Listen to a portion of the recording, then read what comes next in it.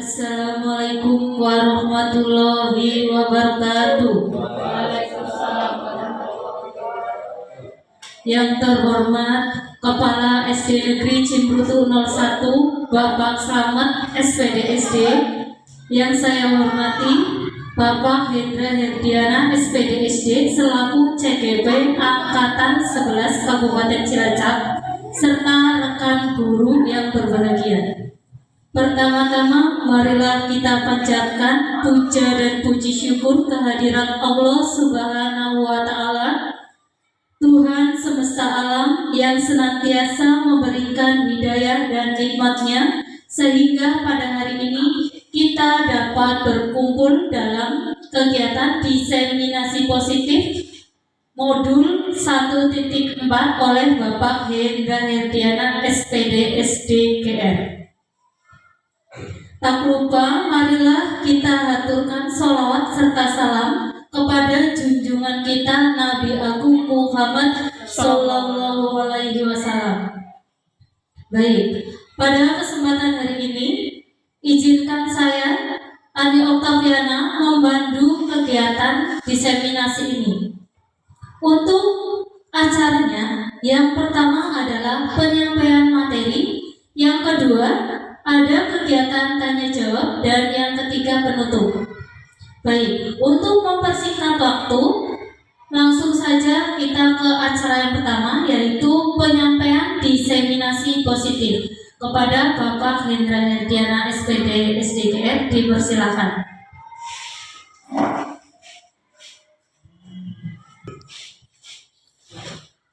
Bismillahirrahmanirrahim. Assalamualaikum warahmatullahi wabarakatuh. Waalaikumsalam warahmatullahi wabarakatuh. Alhamdulillahirabbil alamin wa bihi nasta'inu ala umuri dunya waddin. Wassalatu wassalamu ala asrofil anbiya'i wal mursalin sayyidina wa maulana Muhammadin wa ala alihi wa sahbihi ajmain. Amma ba'du. Yang terhormat Bapak Kepala Sekolah SD Negeri Cimrutu 01, yang kami hormati Bapak Ibu Guru SD Negeri Cimrutu 01. Pertama, marilah kita panjatkan rasa puji dan syukur kehadirat Allah Subhanahu wa Ta'ala biqaulina Alhamdulillahirabbil alamin. Bahwasanya pada kesempatan siang hari ini kita masih diberikan umur panjang, kesehatan, dan kesempatan sehingga bisa berkumpul bersama dalam acara aksi nyata diseminasi modul 1.4. Sholawat serta salam semoga tercurah selalu pada baginda Allah Habibana wa Nabiyana Muhammad Sallallahu Alaihi Wasallam yang senantiasa kita nantikan sampai di akhir. Amin ya rabbal alamin. Bapak Ibu yang saya hormati, alhamdulillah pada kesempatan siang hari ini kita bisa diperkenankan, diberikan kesempatan terutama untuk saya dalam acara pemaparan atau aksi nyata diseminasi budaya positif dalam rangka pemenuhan tugas pendidikan guru penggerak saya di angkatan 11. Semoga acara kita pada kesempatan hari ini diberikan kelancaran dan kemudahan oleh Allah Subhanahu wa Ta'ala. Amin ya rabbal alamin. Bapak Ibu yang kami hormati, ini merupakan acara pemenuhan tugas saya dalam program guru penggerak tahun 2024 angkatan 11 ini, di mana pada kesempatan kali ini saya akan mencoba untuk memaparkan sebagai aksi nyata saya tentang aksi nyata diseminasi modul 1.4 budaya positif. Bapak Ibu yang saya hormati, apa sih itu diseminasi? Mungkin Bapak Ibu sudah mendengar kata itu. Diseminasi itu apa? Begitu, oke. Mungkin dari Bapak Ibu ada yang memahami atau ada yang tahu pengertian dari diseminasi itu apa? Nah, secara umum yang namanya diseminasi itu adalah pembebasan, Pak Bu. Pembebasan atau penyampaian atau transfer pengetahuan apa yang sudah didapat oleh seseorang itu ditransferkan, disebarluaskan ke orang lain. Itu secara umum pengertian dari diseminasi. Nah, kesempatan ini saya gunakan untuk menyampaikan apa yang saya dapat di program pendidikan guru penggerak ini selama saya mempelajari modul 1 dari 1.1 sampai 1.4 ini tentang budaya positif. Nah, maka dari itu saya akan mencoba menyampaikan, mentransfer apa yang saya dapat ke Bapak Ibu semua.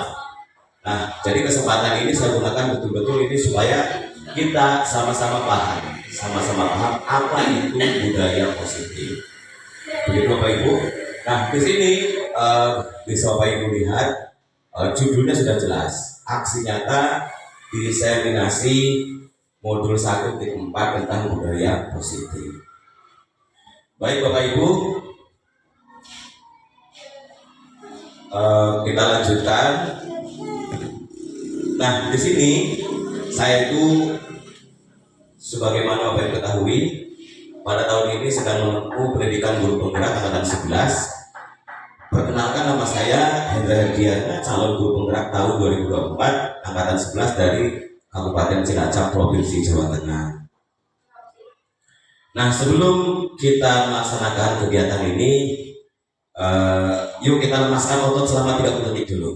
Nah, Bapak Ibu saya ajak untuk melemaskan otot kepala 30 detik saja lah ya. Gak perlu lama-lama, kalau 30 menit nanti habis buat peregangan. Yuk kita lemaskan otot selama 30 detik. Otot kepala Pak Bu. Nah, ini kita tarik ke kanan dulu. Ya, 1, 2, 3, 4, 5, 6, 7, 8, 9, 10. Oke, ganti. 1, 2, 3, 4, 5, 6, 7, 8, 9, 10. Ke atas Bu, ke atas, dorong ke atas. Nah, seperti ini. Ke atas Bu, pandangannya ke atas Bu Mei, Bu Yuni. 1, 2, 3, 4, 5, 6, 7, 8, 9. Ke bawah. 1, 2, 3, 4, 5, 6, 7, 8, 9, 10. Diputar Bu, diputar ke kanan dulu. 1, 2,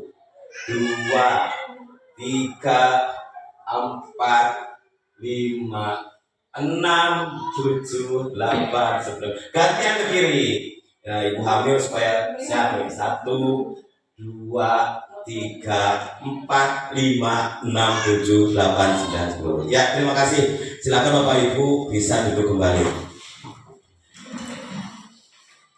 Baik, pada kesempatan ini dalam desiminasi ini, dalam forum ini kita sepakati dulu. Kesepakatan dalam forum ini adalah yang pertama, menghargai siapapun. Oke, sepakat ya Pak Bu? Menghargai siapapun. Kemudian aktif dalam berdiskusi. Nah, nanti saya minta Bapak Ibu dan saya itu aktif berdiskusi tentang yang disampaikan oleh saya. Kemudian HP di silent Pak Bu. Nah, sudah, makasih. Kemudian ceria dan bahagia, ajam rengut. Ya, budaya ajam rengut, bahagia ya misalnya. Terus kompak dan boleh sambil makan minum nek anak. Nah, nggak ada ya apa yang mau dimakan dan minum. Ya, itu kesepakatan kita untuk forum kegiatan hari ini. Sepakat ya, Bu, Pak? Kita lanjut. Nah, pada kesempatan kali ini saya akan memaparkan tentang budaya positif. Budaya positif. Tentunya budaya positif ini agak-agak asing di Bapak Ibu. Kenapa? Karena ini merupakan hal yang baru. Tapi sebetulnya ini sering kita lakukan di kegiatan kita sehari-hari selama di sekolahan. Ya, apa sih itu budaya positif? Mungkin Bapak sudah paham, Pak Kepala, terus Bapak Ibu, guru, paham apa itu budaya positif? Coba dari teman-teman yang paham budaya positif itu apa? Mungkin ada pendapat atau apa bentuknya? Mungkin dari Bu Sania. Saya hanya mau mencoba dari kata-kata ya. Budaya itu berarti hampir sama dengan sesuatu kebiasaan yang baik. Ya, betul. kebiasaan yang baik. Positif berarti ya sesuatu hal yang juga baik juga. Jadi sesuatu yang kita selalu berprasangka yang baik terhadap segala sesuatu. Oke, terima kasih Bu Sania. Tepuk tangan buat Bu Sania. Ada yang lain yang menambahkan? Bu Ani, monggo. Jadi menurut saya budaya positif itu pembiasaan atau kegiatan kebiasaan yang dilakukan kalau di sini di sekolah ya, di lingkungan sekolah, khususnya harus yang berpihak pada murid. Menurut saya seperti itu. Oke, terima kasih Bu Ani. Bu Sania, Bu Ani, ada lagi? Cukup ya? Cukup. Nah, dari pemaparan tadi Bu Sania, Bu Ani itu sudah betul. Apa yang dimaksud budaya positif adalah kebiasaan-kebiasaan atau sesuatu yang baik yang kita lakukan di sekolah yang berpihak pada murid untuk menciptakan murid yang berkarakter, kemudian penuh hormat dan tanggung jawab. Ya, saya yang disampaikan Bu Sania, Bu Ani sudah betul. Budaya positif adalah seperti itu. Itu sesuatu yang baik yang dilakukan, yang diciptakan di sekolah, yang diterapkan di sekolah, yang berpihak pada murid. Oke, kita lanjutkan ya. Nah, di sini di forum ini nanti kita akan bahas 6 bagian daripada budaya positif.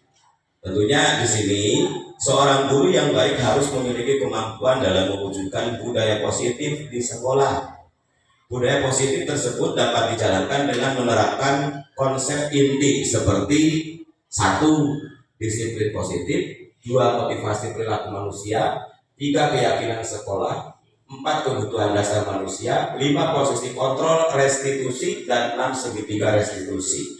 Nah, 6 ini merupakan indikator untuk kita menciptakan budaya positif di sekolah. Ya, jadi 6 inilah yang akan kita bahas. 6 inilah yang akan kita terapkan di sekolah tentang budaya positif. Jadi budaya positif mencakup 6 ini Pak Bu. Ya, mulai dari disiplin positif, kemudian motivasi perilaku manusia, keyakinan sekolah atau kelas, kebutuhan dasar manusia, posisi kontrol restitusi, dan segitiga restitusi. Tentunya hal-hal ini sebetulnya sering kita lakukan di kelas, kita lakukan di sekolah, tetapi kita belum sadar apa sih yang sudah kita lakukan. Nah, ternyata yang kita lakukan selama ini adalah ke-6 indikator ini. Ya, mulai dari disiplin positif dan segitiga restitusi. Nah, ke-6-nya ini adalah modal kita sebagai guru untuk menciptakan budaya positif di sekolah. Nah, yang pertama, ya, tadi kan yang kita paparkan itu ada 6. Yang pertama tentang disiplin positif. Nah, tentunya dari judulnya saja atau dari kalimatnya saja sudah bisa dipahami disiplin positif. Disiplin ini ada 2, ada kata disiplin, ada kata disiplin positif. Saya ingin tahu lagi tentang arti dari disiplin. Nah, Bu Mei mungkin bisa menyampaikan disiplin itu apa? Monggo Bu, disiplin itu apa? Tentunya Ibu kan sering itu ya ke anak-anak, disiplin. Tepat waktu. Ada lagi? Tepat dalam segala hal. Tepat dalam segala hal, misalnya. Bu Yuni mungkin Bu. Tepat. Ya. Ada lagi? Belajar kontrol diri. Belajar mengkontrol diri. Ada lagi? Refleksi diri. Oke. Disiplin ya Bu ya. Disiplin adalah sikap mentaati peraturan. Kemudian apa lagi? Disiplin adalah sikap mentaati aturan dan siap menerima konsekuensi ketika melanggar aturan. Itu disiplin ya Bu ya. Jadi yang namanya disiplin adalah sikap mentaati aturan dan siap menerima konsekuensi ketika melanggar aturan tersebut. Artinya apa? Artinya ketika kita mentaati peraturan itu berarti kan ada sesuatu Sesuatunya apa? Sesuatu gue takut ketika melanggar aturannya. Misal ketika kita datang ke sekolahan sebagai murid kok terlambat, takut dihukum sama ibu bapak guru. Ketika kita misalkan melanggar membuang sampah sembarangan, berarti konsekuensinya takut dihukum lagi sama bapak ibu guru. Nah, itu disiplin. Nah, sekarang yang dinamakan disiplin positif itu apa? Tadi kan disiplin santun gitu. Nah, sekarang disiplin positif itu apa? Nah, ini bisa dibedakan ya antara disiplin dan disiplin positif. Oke, saya akan coba mengartikan apa itu disiplin positif.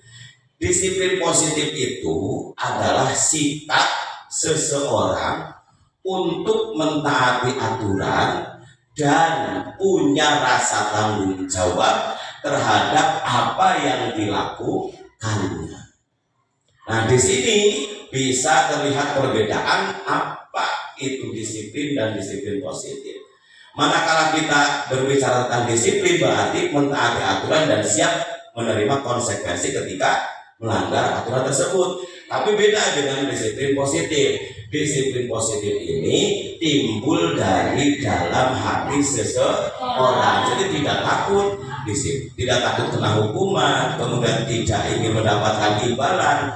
Wis pokoknya punya kesadaran sendiri. Itu yang disebut dengan disiplin positif. Kita lanjut. Nah, di sini ada pengertiannya. Disiplin positif merupakan suatu cara penerapan disiplin yang mengajarkan anak bertanggung jawab dan menumbuhkan kesadaran diri berdasarkan nilai-nilai kebajikan. Di sini bisa diartikan ketika disiplin dan disiplin positif itu ada satu titik perbedaan di mana disiplin positif ini timbul dari dalam diri seseorang. Kalau kita bicara di lingkungan sekolah berarti timbul dari diri sendiri Bapak Ibu guru, kemudian timbul dari diri sendiri anak didik kita. Disiplin positif lebih ke arah disiplin diri yang dapat mengkontrol diri dalam melakukan segala tindakan. Ya, jadi ketika kita mau melakukan sesuatu, kita itu perlu kontrol. Nah, kita harus seperti apa? Kita harus melakukan apa supaya tidak terjadi apa? Nah, itu jadi harus ada kontrol sendiri di dalam diri kita sebagai orang yang melakukan disiplin positif. Gitu. Nah, seperti itu. Nah, disiplin positif ini dapat membuat murid memahami dan menyadari berdasarkan motivasi internal, bukan akibat paksaan, pujian ataupun hukuman. Ketika ya betul kesadaran sendiri. Ketika kita berbicara tentang disiplin anak, ini pemikiran saya sekarang atau pemikiran saya yang kemarin-kemarin itu ketika kita bicara disiplin itu anak misalkan saya harus mentaati aturan dan saya siap menerima konsekuensi ketika melanggar itu. Dan situ ada timbal balik atau ada paksaan. Contoh di tata tertib. Tata tertib kelas Bapak Ibu sudah pasang semua di kelasnya. Kelas 5, kelas 6, kelas 1 sudah semua dipasang. Saya lihat kemarin di kelas-kelas sudah terpampang tata tertib sekolah. Nah, tata tertib itu bersifat, kalau bisa saya sampaikan, bersifat memaksa. Anak harus mentaati aturan tersebut. Nah, ketika anak tidak mentaati, maka anak akan menerima sanksi terhadap hukuman tersebut. Seperti itu. Nah, beda lagi ketika kita bicara tentang disiplin positif. Jadi anak itu tidak ditekan, anak itu tidak mendapat hukuman ataupun imbalan. Contoh lagi, misalkan imbalan seperti ini. Ketika Bu Mei itu ke anak didiknya menyuruh mengerjakan sesuatu, kok anak didiknya itu bisa, Bu Mei memberikan hadiah. Nah, di situ berarti ada sesuatu yang diharapkan oleh anak atau ada sesuatu yang diberikan oleh Bapak Ibu guru. Nah, itu tidak termasuk disiplin positif.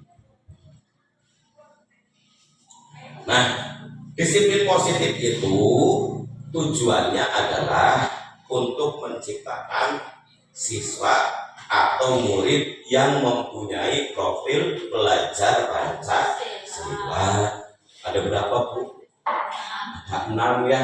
Ada 6 profil belajar Pancasila itu ada 6. 1, beriman dan bertakwa kepada Tuhan Yang Maha Esa dan berakhlak mulia. Yang kedua, mandiri. Yang ketiga, berkebinekaan global. Keempat, gotong royong, kreatif dan bernalar kritis. Tentunya profil pelajar Pancasila ini sudah tidak asing lagi di telinga Bapak Ibu. Ya, bagaimana kita menciptakan murid yang mempunyai profil pelajar Pancasila. 6 inilah yang harus dikuasai, yang harus dimiliki oleh seorang pelajar Pancasila. Nah, ke-6 ini semuanya itu berangkat dari disiplin positif. Oke, yang pertama, beriman dan bertakwa kepada Tuhan Yang Maha Esa. Maksudnya apa ya, Bu? Maksudnya apa ya? Beriman dan bertakwa kepada Tuhan Yang Maha Esa. Busan ada masukan buat saya? Maksud dari adalah beriman dan bertakwa. Beriman berarti memiliki keyakinan atau kepercayaan, dan selanjutnya kita tindak lanjuti dengan tindakan bertakwa, artinya melakukan apa yang Tuhan kehendaki dan juga meninggalkan apa yang Tuhan tidak kehendaki. Oke, sangat betul sekali. Beriman dan bertakwa, kita punya keyakinan ya Bu ya. Kita punya keyakinan, punya keimanan. Kemudian setelah punya keyakinan, kita lanjutkan dengan tindakan takwa. Ya, takwa itu kan disampaikan, yang namanya takwa adalah melakukan semua perintah Tuhan dan menjauhi semua larangan Tuhan. Nah, di sini berarti kita menginginkan para anak didik kita itu mempunyai hal semacam itu, ya wis beriman kemudian bertakwa. Tentunya itu harus berangkat dari kita, ya Bu ya. Berangkat dari kita sebagai pendidik itu bagaimana kita menciptakan, menuntun anak supaya mempunyai rasa beriman dan bertakwa. Ya, sebagaimana disampaikan Ki Hajar Dewantara pada filosofi belajarnya yang berbunyi bahwa kita sebagai guru itu hanya bertugas menuntun dan membimbing. Ya, ibaratkan kita itu sebagai seorang petani, kita itu hanya bisa merawat tanaman kita, gitu ya Bu San ya, Pak Kepala ya.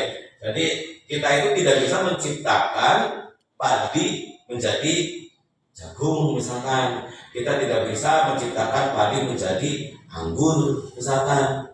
Hanya kita bisa menuntun si padi itu supaya padi itu menghasilkan panen atau buah yang berlimpah.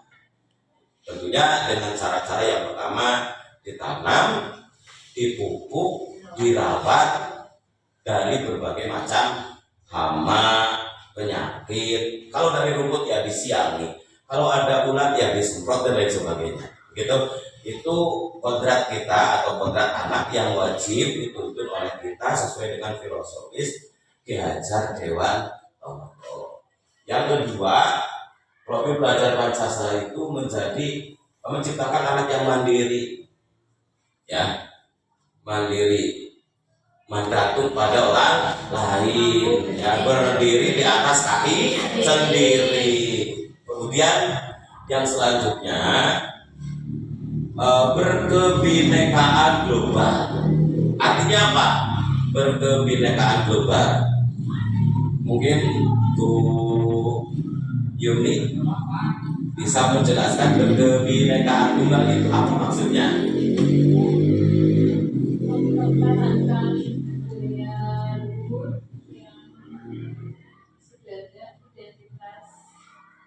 Mempertahankan budaya luhur yang sudah ada sebagai identitas suatu bangsa. Ada tambahan Pak Kepala mungkin berkebinekaan global itu nopo? Berbineka berarti berbeda-beda ya. Nah, menyeluruh, ya, Pak. Nah, berarti kita menginginkan murid yang berkebinekaan global, yang mempunyai wawasan bahwa kita itu memang beraneka ragam dalam suatu bangsa, tapi tetap satu tujuan, yaitu Indonesia, gitu ya, sesuai dengan semboyan negara kita, Bhinneka Tunggal Ika. Kemudian gotong royong, ya, mampu menciptakan murid yang bergotong royong, saling bekerja sama, tentunya dalam hal-hal kebaikan, ya, bukan hal-hal jelek, contekan itu kan baik. Nah, mampu menciptakan murid yang bergotong royong. Kemudian kreatif, menciptakan hal baru, mirip-mirip inovatif, ya. Kreatif itu cara murid tampil lah, ya. Kreatif jadi apa baik di orang contekan, apa baik di anak, baik itu yang ide-ide kreatif. Kemudian bernalar kritis, berpikiran yang visioner, ya, visioner kritis, berpikiran ke depan.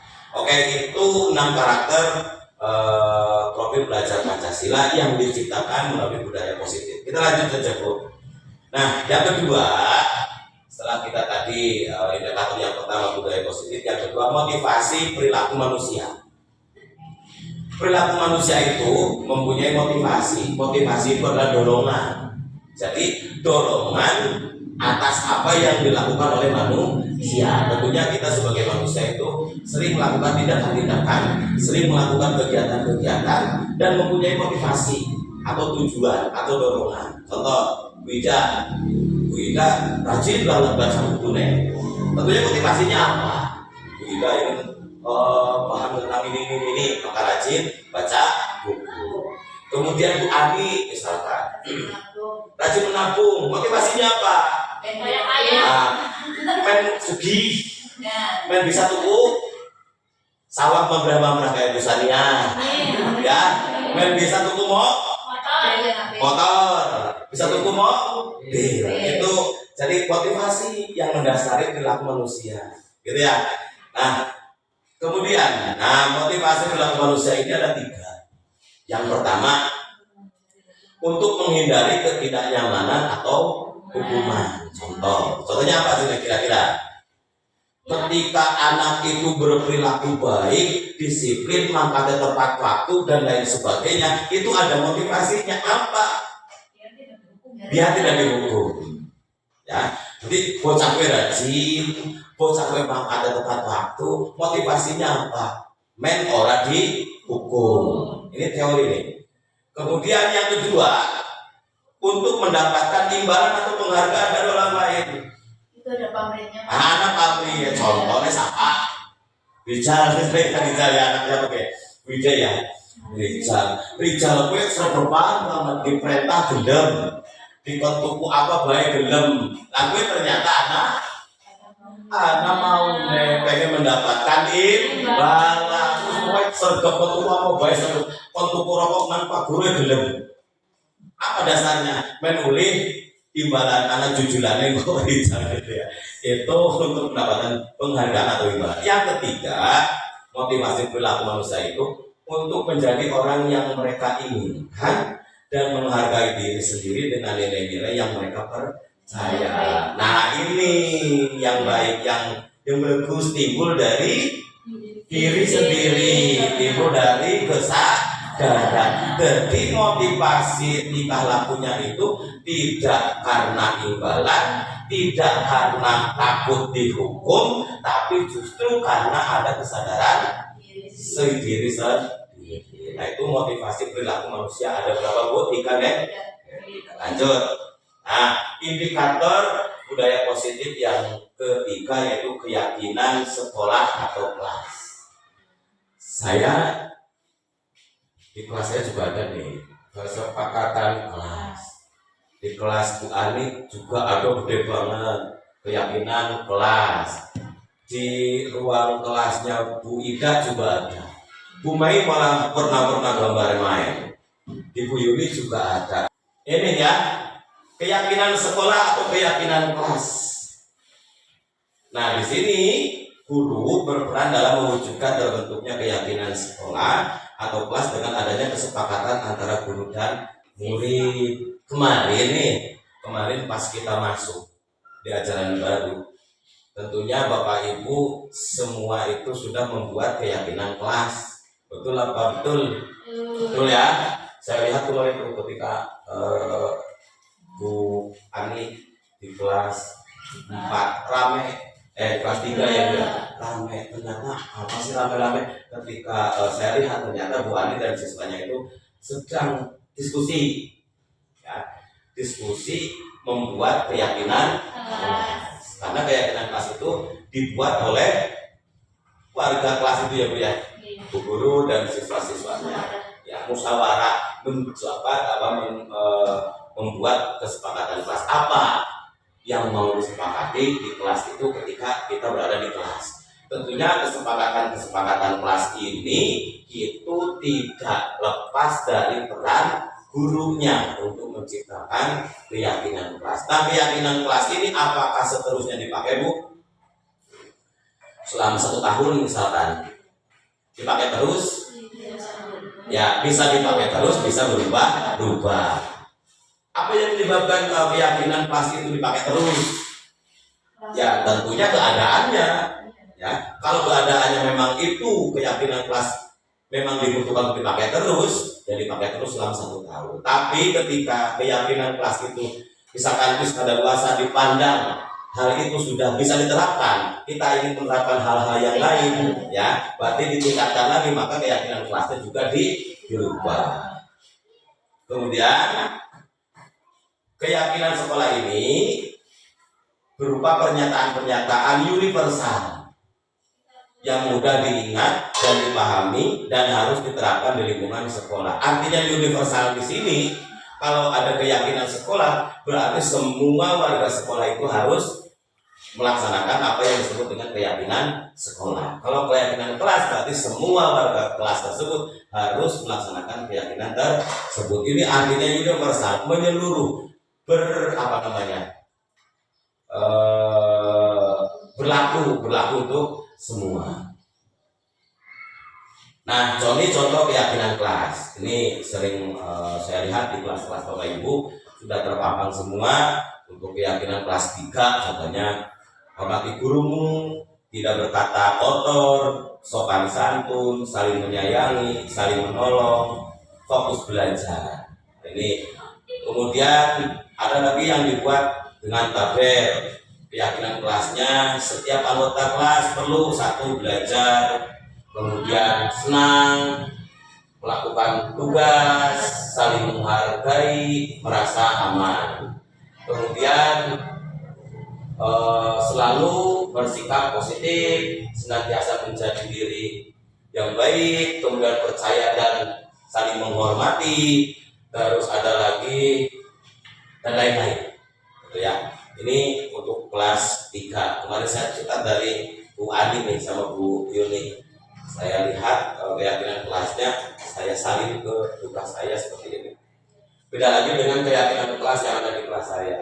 Ini keyakinan kelas ini itu selama ini masih saya pertahankan karena apa yang dicantumkan di sini belum semuanya terrealisasi oleh anak dan saya sebagai wali kelasnya. Tentunya besok kalau misalkan ini sudah selesai, sudah bisa diterapkan secara berkontinuitas, berkelanjutan, maka keyakinan kelasnya perlu ditingkatkan lagi. Oke, seperti itu Pak Ibu pemaparan yang di sesi pertama. Di sesi kedua indikator tadi yang sudah saya sampaikan. Gimana Bapak Ibu, ada pencerahan sedikit? Bu Mei ada pencerahan? Tidak? Ada. Oke, kita lanjutkan. Kita tegang banget tuh ya. Bu Ali tegang, Bu Yudi apalagi. Ini udah sembuh Bu? Alhamdulillah sehat-sehat ya Bu ya. Sehat-sehat, terus Bu saya juga sehat-sehat, semoga cepat mendapat omongan pendamping ya Bu ya. Kami semua di sini mendoakan semoga Bu Sania cepat mendapatkan pendamping, juga Bu Mei juga ya Bu ya, mudah-mudahan hamilnya lancar, sehat-sehat. Bu Ani juga, semoga mama saya cepat pulang. Kembali ke laptop, Pak. Oke, kembali ke oke, kita ice breaking dulu ya Bu ya. Boleh. Ice breaking dulu supaya menaja tegang. Nah, ini ice breakingnya cerita rumah sakit jiwa yang aneh Bu. Aduh. Ya iya kan. Nah, Ya, nah. ceritanya gimana? Ceritanya gini, di suatu kota ada rumah sakit jiwa yang saya lihat itu kelihatannya aneh tapi nyata. Cara tes apakah pasien itu sudah sembuh atau belum. Ini aneh Bu, tapi beneran nyata. Ini ceritanya kemarin pas saya ke Magelang di RSC rumah sakit jiwa Magelang itu gini Bu, cara ngetesnya itu disuruh duduk seperti ini, jejer, ayo jejer 1, 2, 3, 4 ya. Terus si dokter jiwanya gue mengerti kemari apa urung itu dites harus buah-buahan Bu, harus buah-buahan, anak gedang, anak jeruk, kemudian ada apel gitu ya. Contoh kayak gini, misalkan ketika si dokternya itu menunjukkan ini buah apa sambil pegang gedang, kok pasiennya itu bisa menebak itu pisang Pak, berarti sudah sembuh gitu. Nah ini contohnya gini Bu, ini ada pasien 1, 2, 3. Ini cuma saya panggil dulu pasiennya, Ani, Ida, Mei, Yuni. Coba saya mau tes kamu, apa kamu sudah sembuh apa belum? Siap? Ya. Tesnya pakai apa, Pak? Ketika si dokter itu pegang pisang, kemudian pisang gede Bu, pisangnya Bu, Jawabnya mana? gede kan ketong. Kemudian dokter itu, ini apa? Mangga. Nah, kok pasien yang pertama itu menyebutkan pisang Pak, oh berarti kamu wis sehat, silakan pulang, balik pulang. Caranya apa? Oh nah, kemudian yang kedua dokter itu ngambil jeruk, terus ditunjukkan lagi ke pasiennya. Ini apa Ida? Saya jeruk. Berarti mari. Nah, silakan kamu pulang. Terus yang ketiga, si dokter itu ambil apel Bu, ditunjukkan lagi. Ini apa? Apel. Oh, wis mari balik. Si kepapat Bu, si kepapat. Gue dokternya siap buah, sing kayak apel. Sing kayak jeruk. Dan kemarin itu jenisnya si banyak apel, tapi kayak paru-parunya kayak gue. Oh, kesemek ya? Berarti usahanya harus mari ke. Nah, silakan pulang Bu, silakan. Ya, jadi oke, usahanya sudah sembuh. Terima kasih. Ngawur, Pak. Oke, kesemak ya Bu, kesemak. Oke, terima kasih. Kita lanjutkan Bu. Nah, usahanya harus mari, bisa jedek, semak. Oke, selamat Ibu. Untung menang baik. Kasih menang baik batu mari. Berarti ini nang jero rumah sakit. Oke, kita lanjutkan ke indikator yang kedua, ketiga, ya, keempat ya, baru ketiga, ulang lagi. Nah, ulang lagi ya Bu ya. Ini motivasi.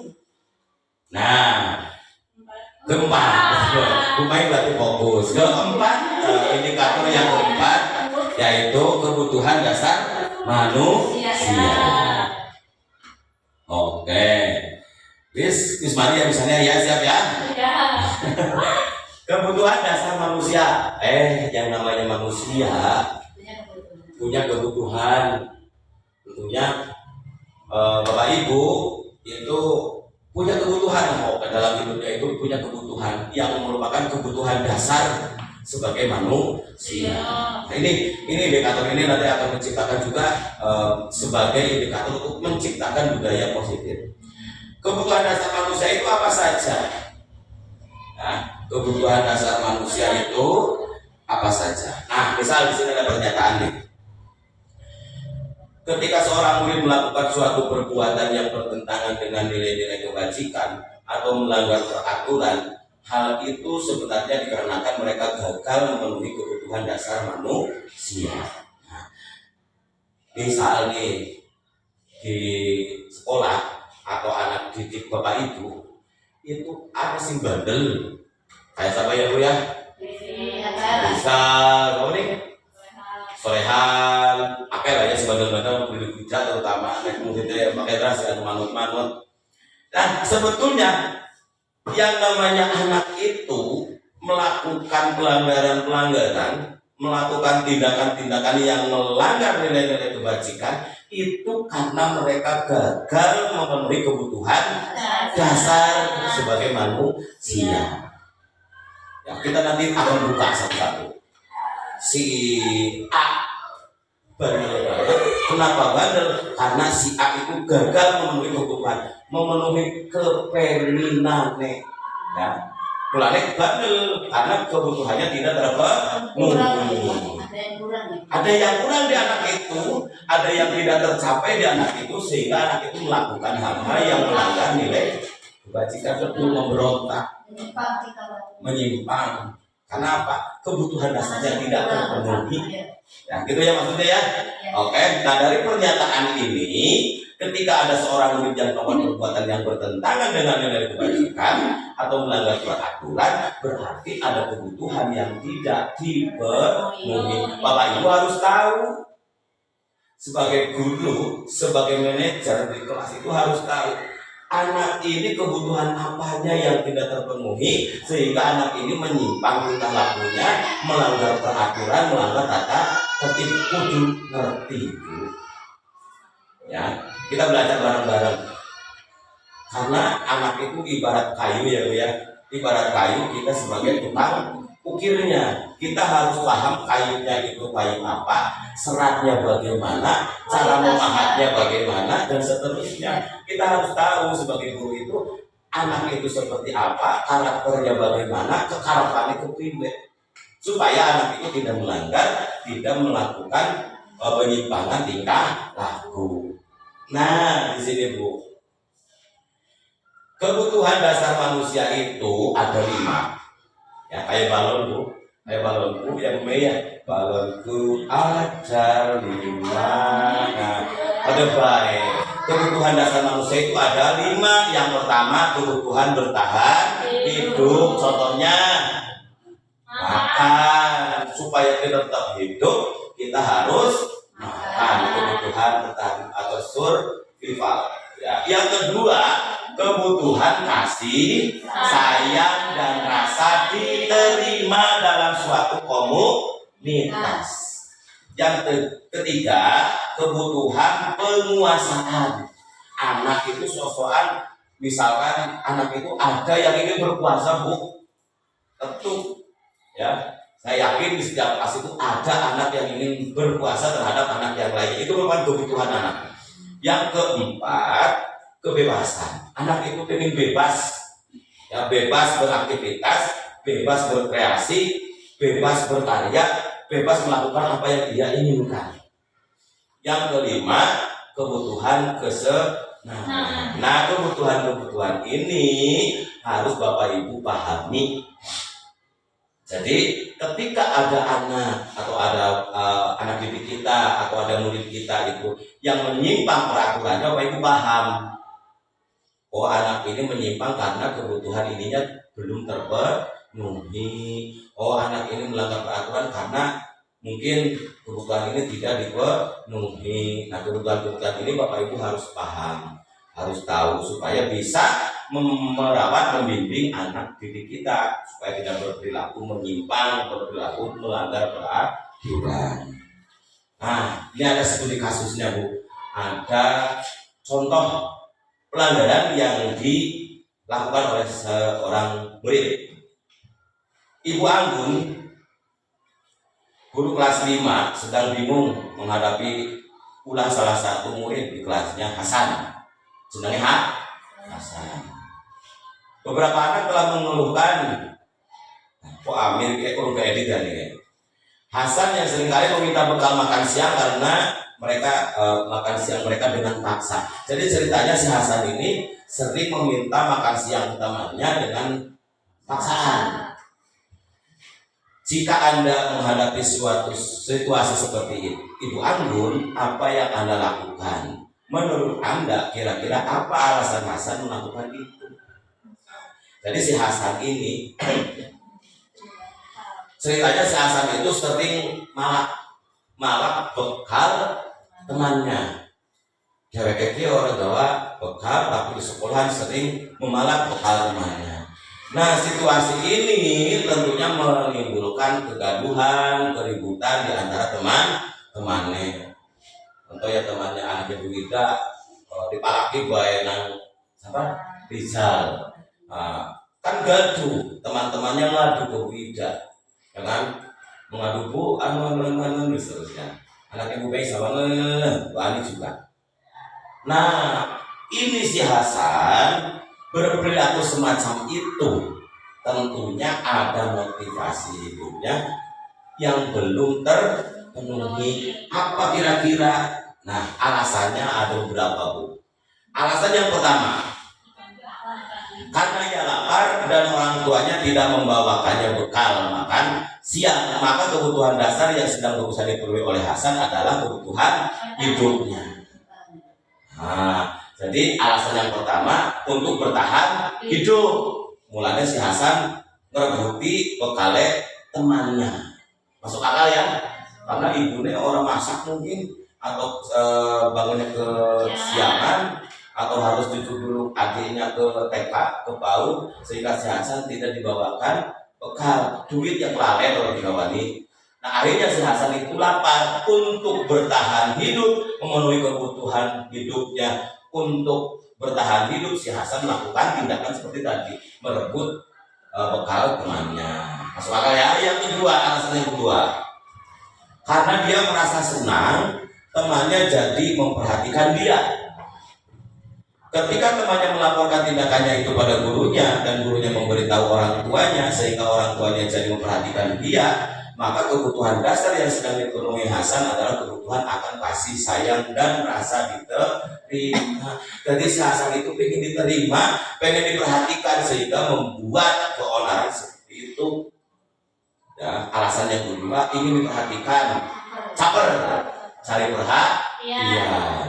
Ya, Wida ya, kayak Wida dulu ke mantan pacarnya kan caper-caper gitu ya, Ustaznya. Gitu ya. Jadi cari perhatian supaya si Hasan itu diperhatikan. Alasan yang kedua. Alasan yang ketiga, karena temannya jadi takut dengan dia dan menuruti keinginannya. Maka sebetulnya Hasan sedang berusaha memenuhi kebutuhan dasarnya, yaitu kekuasaan. Jadi si Hasan bisa juga melakukan hal itu karena dia ingin berkuasa. Kanca-kancanya, teman-temannya takluk, kemudian manut kepada si Hasan. Ini kebutuhan penguasaan, kebutuhan kekuasaan yang sedang dipenuhi oleh si Hasan itu. Kemudian alasan yang keempat, berkaitan dengan kebutuhan hidup yang keempat, karena dia merasa bosan dengan bekal makanan yang dibawakan ibunya dari rumah. Ya, karena ibunya selalu membawakan bekal yang sama. Oleh karena itu dia ingin mencoba makanan teman-temannya yang beraneka ragam. Maka Hasan sedang memenuhi kebutuhannya berusaha akan kebebasan. Ibu nekwe lenyangoni endok mi boy.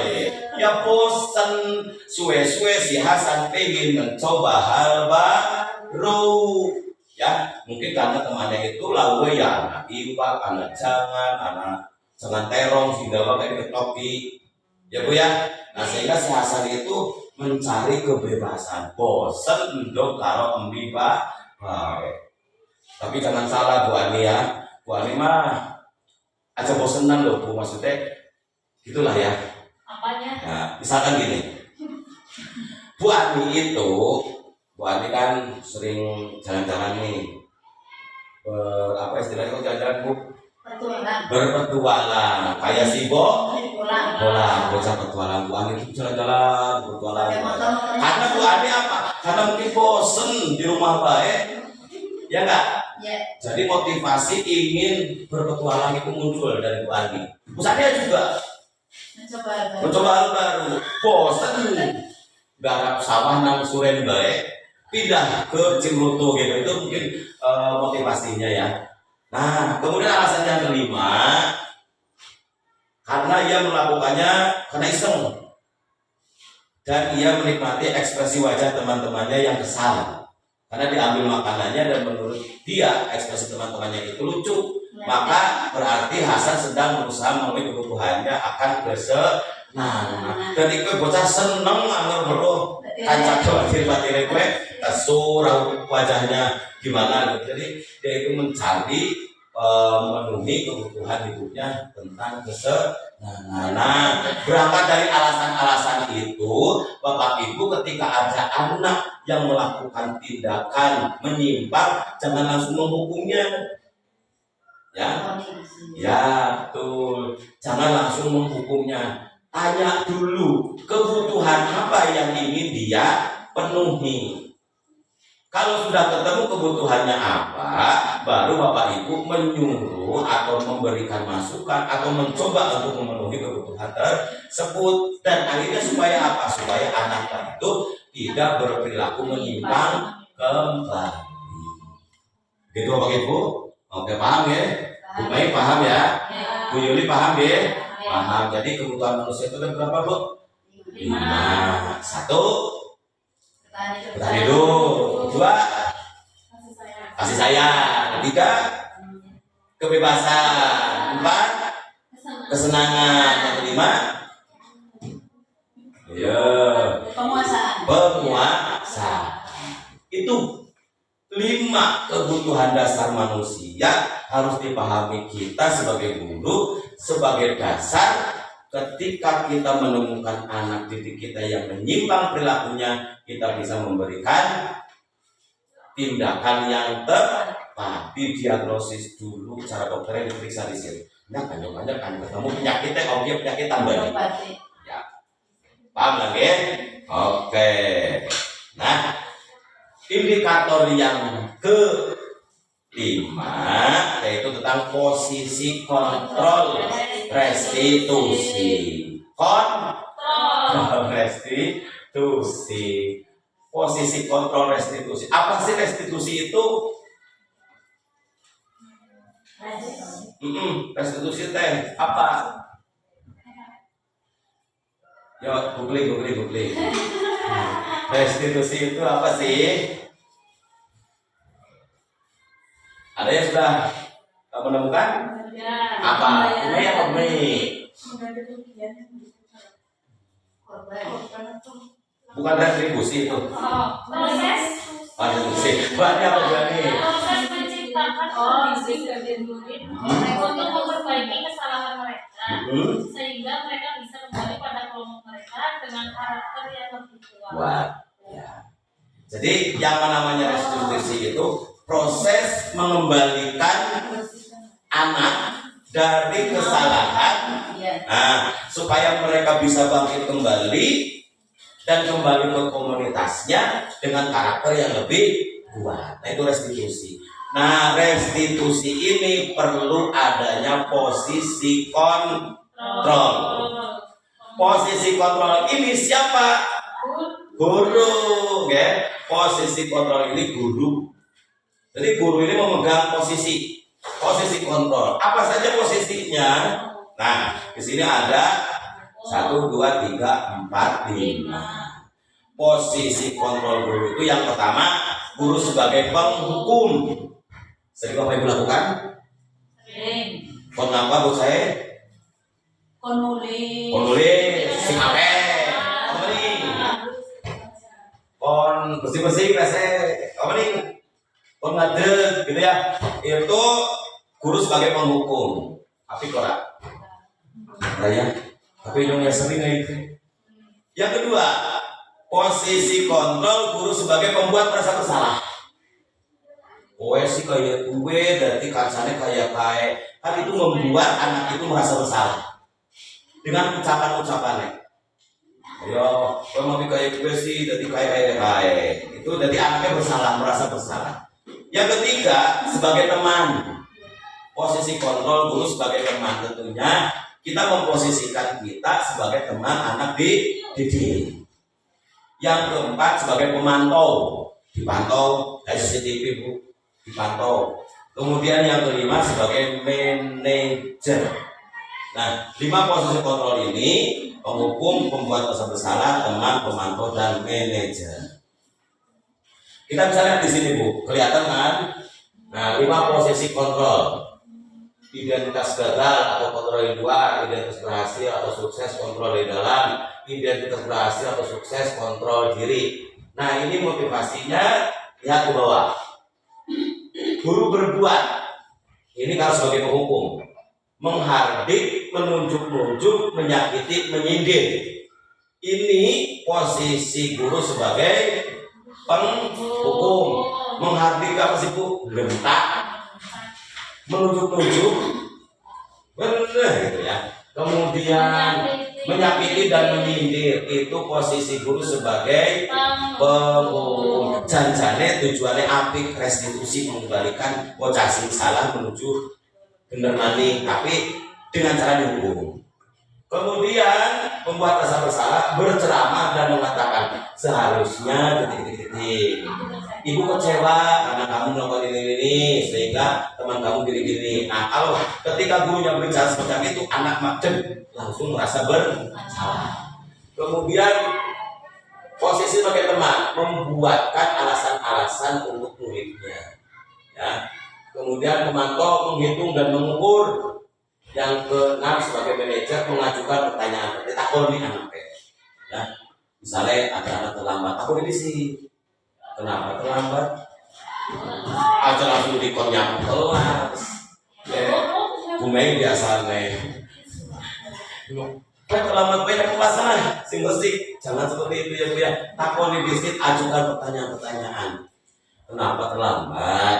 Kon ngomong anaknya. Terus baru ngomong, ya wis ora apa-apa, terlambat itu manusiawi. Pak Guru juga sering terlambat.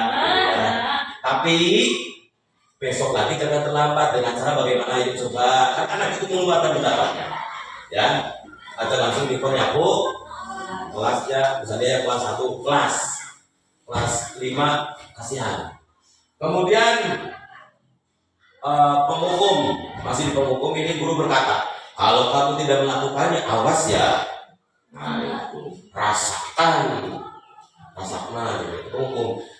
Kalau pembatasan bersalah, kamu seharusnya kamu sudah tahu, ibu lelah sekali, dan sebagainya, dilus-elus gitu ya. Kemudian sebagai teman, ayolah lakukan demi ibu. Apa orang melas hari ibu wis kesel, namun mah kesel, otaknya lagi hamil, terus ibu juga pinggangnya lagi sakit. Ayolah melas hari ibu. Nah, ini sebagai teman. Kemudian sebagai manajer, apa peraturan yang tak unik? Kau ngerti bok peraturan sekolah itu ya? Peraturan klasik ini dilanggar. Nah, itu sebagai pemantau. Kemudian sebagai manajer, kita apa yang kita yakini, apa yang bisa kau kerjakan untuk memperbaiki masalah ini, gitu. Takoni. Kemudian mereka yang bukan suruh berpendapat.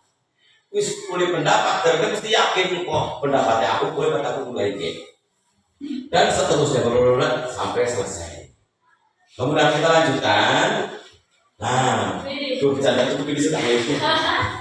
Posisi kontrol restitusi. Di antara kelima posisi kontrol tersebut yang tadi Bu, sebagai apa saja? Penghukum, teman, pemantau, pembuat rasa bersalah, dan manajer. Ini posisi yang paling bagus untuk guru adalah sebagai manajer.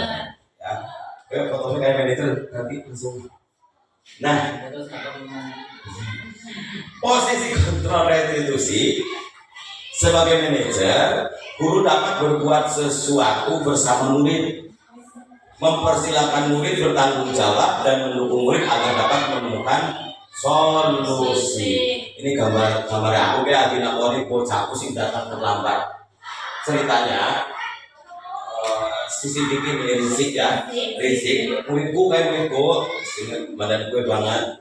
Sering terlambat banget. Tahu ya, pernah itu 6 kali berturut dia terlambat. Kalau ngomong Ya saya tidak langsung menghukumnya, saya tidak langsung nyuruh dia untuk apa, gitu kan. Tapi saya coba dudukkan dulu. Ditanya, Rizik, iya Pak. Ini cerita nih kemarin pas saya tanya waktu itu. Akhir-akhir ini Pak Guru sering melihat kamu terlambat. Betul ya? Iya Pak. Berapa kali kamu terlambat? 6 katanya waktu itu. Terus saya tanya, kira-kira kamu terlambat itu kenapa sih?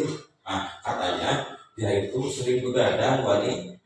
Begadang main HP sampai larut malam. Kemudian bangunnya kesiangan sehingga mangkat ke sekolahan, sampai di sekolah juga terlambat. Itu. Nah tapi kan saya kalau langsung menghukum, cek kamu ini enggak. Karena saya mencoba untuk memposisikan saya sebagai manajer. Saya coba gali alasannya. Kemudian setelah itu saya akui kesalahan itu memang alami, manusiawi. Saya juga pernah atau sering melakukan kesalahan, main bocah bombong. Kemudian habis itu kita tanya anak itu solusinya, kira-kira kamu ke depan supaya tidak terlambat lagi bagaimana. Nah anak itu keluar dengan sendirinya, kesadaran diri sendiri secara intern. Dia mengatakan, Pak, besok saya tidak main HP lagi sampai larut malam supaya saya bangunnya tidak kesiangan. Dan ternyata Bu, setelah saya panggil, tanya, kemudian tanya pendapatnya, sampai hari ini Bu, si Rizik itu paling gak asik Bu, katanya Bu. Rizik tahu kan, Rizik Anggoro, nah itu Bu. Nah posisi kontrol restitusi ini, selain itu posisi manajer mengacu pada restitusi yang dapat menjadikan murid sebagai manajer bagi dirinya. Tadi sudah saya sampaikan, mereka mengeluarkan pendapatnya, mereka mengeluarkan idenya untuk ke depan tidak terjadi kesalahan lagi. Yang terakhir Bu, yang terakhir ini untuk menciptakan budaya positif itu menggunakan indikator segitiga restitusi. Nah ini segitiga restitusi itu adalah bagan segitiga yang memposisikan kita dalam mengembalikan anak dari jalan yang salah menuju jalan yang benar. Nah segitiga restitusi ini gambarnya seperti apa? Ini coba Bapak Ibu perhatikan tahapan dalam segitiga restitusi. Berarti ada 3 tahapan, ada 3 tindakan yang harus kita lakukan ketika kita menghadapi murid-murid yang bermasalah. Yang pertama menstabilkan identitas, yang kedua validasi tindakan yang salah, yang ketiga menanyakan keyakinan. Nah, apa sih maksudnya? Nah, di sini menstabilkan identitas itu dilakukan berdasarkan prinsip bahwa membuat kesalahan adalah bagian dari proses pembelajaran yang nantinya akan menggeser identitas gagal ke arah identitas sukses. Ya, distabilkan masalahnya, ditakoni dulu anaknya. Kemudian menstabilkan masalah ini, berbuat salah itu hal yang manusiawi, tidak ada manusia yang sempurna. Kemudian kita pasti bisa menyelesaikan permasalahan ini. Bapak Ibu tidak tertarik untuk mencari tahu siapa yang benar, siapa yang salah. Bapak Ibu lebih tertarik untuk menyelesaikan masalah. Kalau kamu menyalahkan dirimu sendiri terus menerus, apa kamu bersikap baik pada dirimu sendiri dan lain sebagainya. Nah yang kedua di segitiga restitusi ini, validasi tindakan yang salah. Validasi tindakan yang salah ini dilakukan berdasarkan prinsip bahwa setiap perilaku berupaya memenuhi suatu kebutuhan tertentu, sehingga guru atau orang tua akan bergeser dari pemikiran stimulus respon menjadi proaktif serta akan lebih mengenali dan mengakui kebutuhan murid atau anak. Validasi tindakan yang salah ini bisa disampaikan dengan kalimat-kalimat, misalkan kamu pasti punya alasan mengapa melakukannya, apa yang penting bagi kamu, dan seterusnya. Nah setelah itu tanyakan ke anak tentang keyakinan apa yang sudah dilanggar, terus bagaimana usaha anak tersebut untuk kembali supaya mereka tidak mengulangi kesalahan.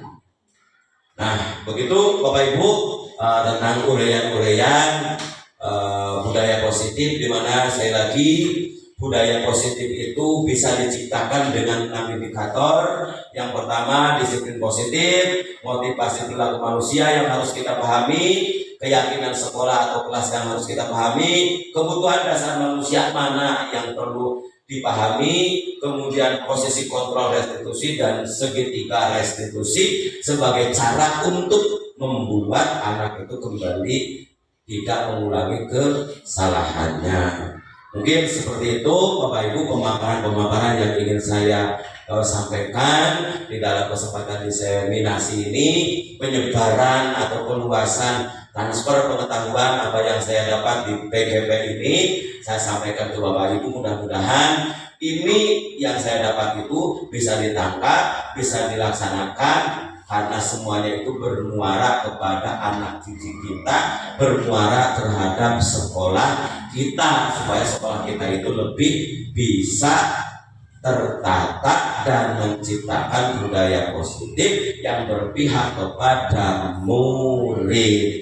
Mungkin itu pemaparan dari saya, semoga ada manfaatnya. Terima kasih banyak atas perhatian dan semoga ini menjadikan jalan untuk saya khususnya, umumnya bagi Bapak Ibu dan sekolah kita pada umumnya. Terima kasih, mohon maaf atas segala kesalahan dan kekurangan. Saya akhiri. Assalamualaikum warahmatullahi wabarakatuh. Waktu saya kembalikan ke Bu Moderator. Baik, itu tadi adalah pembahasan dari materi tentang diseminasi positif. Untuk kegiatan selanjutnya adalah tanya jawab kepada peserta. Dimohon untuk memberikan pertanyaannya agar kita dapat memecahkan permasalahan tersebut bersama-sama tentunya. Monggo, dipersilakan. Monggo Bapak Ibu, kalau ada yang mau tanyakan terkait dengan materi-materi yang sudah tadi saya paparkan, bila mana ada kekurangan ataupun hal-hal yang kurang dipahami oleh Bapak Ibu, boleh mengajukan pertanyaan dan saya mencoba untuk menjelaskan apabila saya mampu. Kalau tidak, ya mulai kesempatan mungkin saya akan memaparkan Bapak Ibu. Monggo, ada? Saya sedikit. Monggo, Ustazia.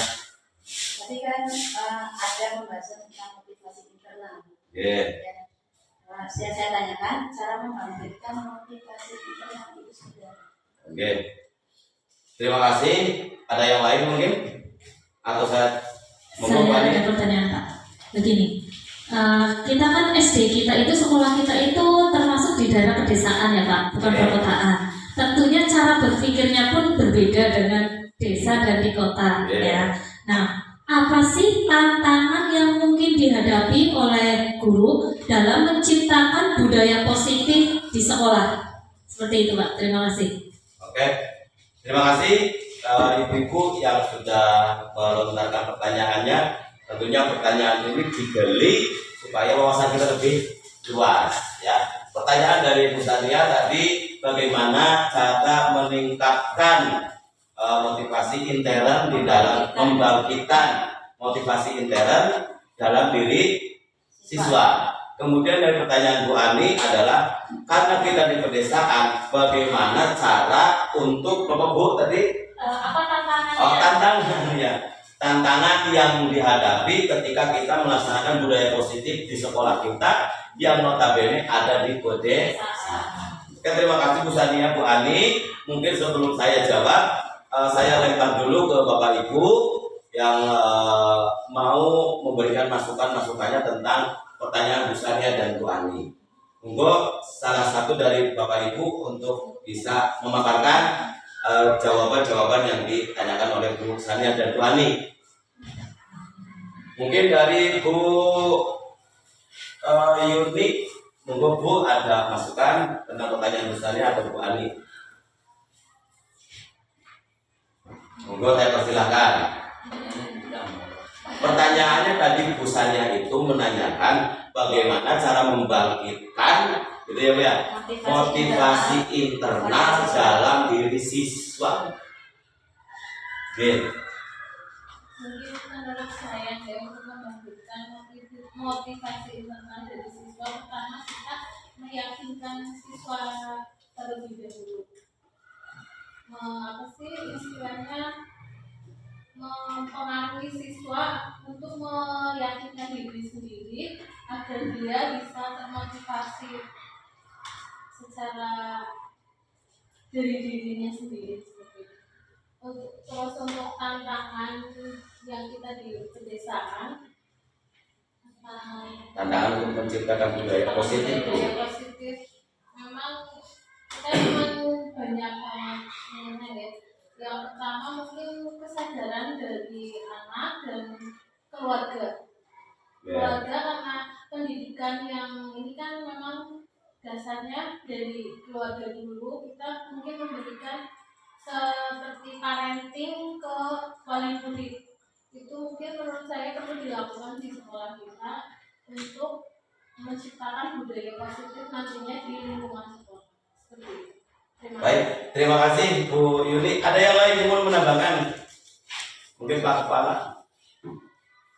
Untuk pertanyaan yang pertama, mungkin kita banyak-banyak memberikan kepercayaan diri kepada dengan cara yaitu tadi membangkitkan, memotivasi, menguatkan bahwa kamu itu bisa, sehingga dalam diri anak itu timbul kepercayaan diri. Dalam bahasa itu ya tidak minderan. Jadi segala yang ia berbuat itu harus didukung, artinya diberi penghargaan walaupun hanya dengan ucapan, anak itu sudah merasa bangga. Jadi apa yang dia lakukan selama itu memang positif, maka anak itu harus selalu diberi penghargaan. Walaupun hanya sebutan dengan laporan pintar kamu dan sebagainya, kamu bisa, kamu pasti bisa dan sebagainya. Itu anak memberikan kepercayaan diri yang besar. Sehingga anak itu tidak minder dan tidak merasa takut kalau saya itu takut salah dan sebagainya. Itu yang pertama untuk memberikan kepercayaan. Kemudian saya yang kedua dari Bu Ani itu memang banyak faktor. Untuk daya pedesaan yang faktor utamanya adalah keluarga dan lingkungan sosial. Dari keluarga terutama ini karena karena di desa, kehidupan desa ya, dari pendidikan, terutama dari pendidikan orang tua, mungkin dari lingkungan itu boleh dikatakan masih rendah, sehingga cukup sulit juga, apalagi kebiasaan-kebiasaan yang kurang baik yang sudah terbiasa dilakukan di lingkungan keluarga atau di lingkungan rumah itu kebiasaan-kebiasaan kurang baik itu memang cukup sulit untuk diubah. Itu harus perlu kesabaran dan ketelatenan untuk mengubah kebiasaan-kebiasaan yang kurang baik. Saya kira itu.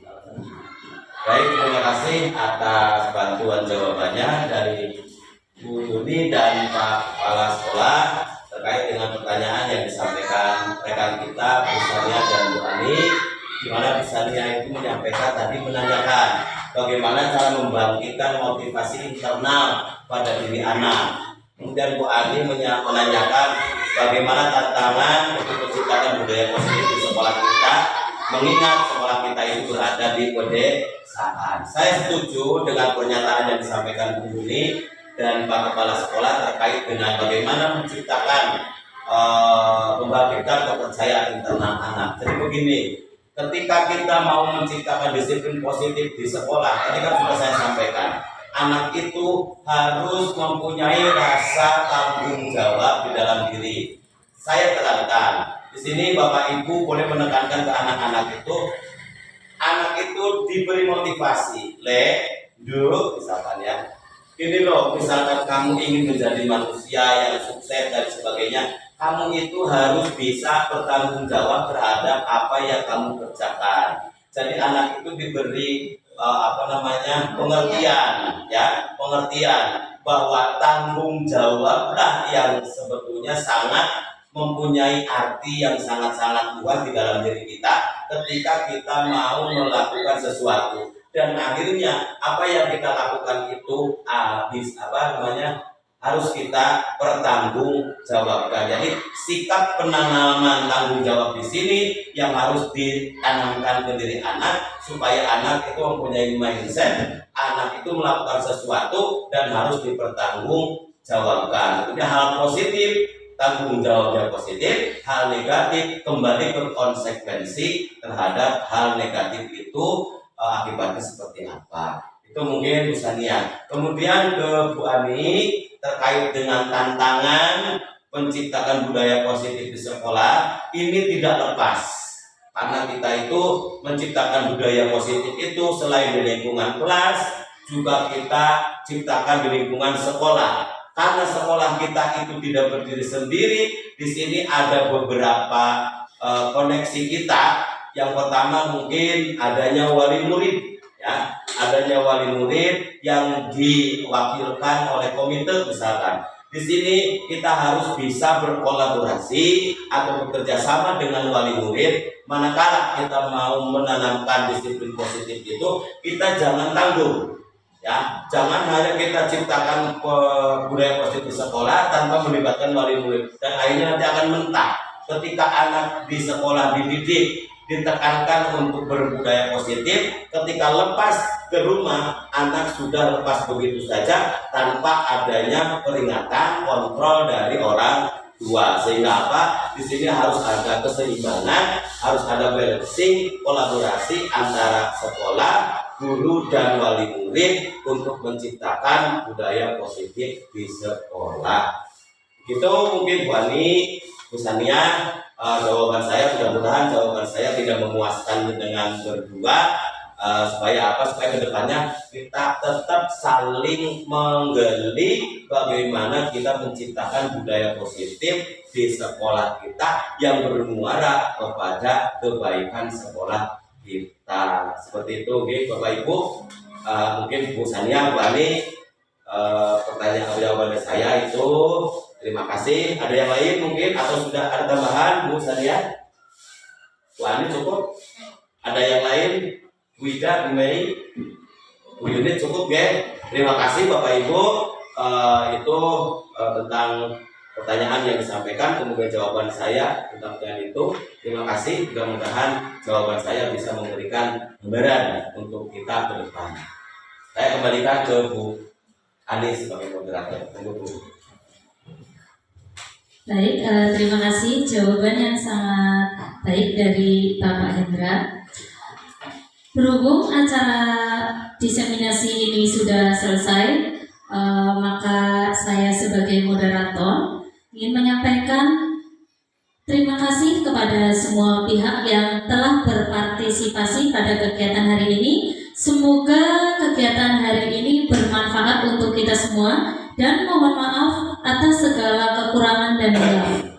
Sampai jumpa di acara berikutnya. Wabillahi taufiq wal hidayah. Wassalamualaikum warahmatullahi wabarakatuh. Waalaikumsalam warahmatullahi wabarakatuh.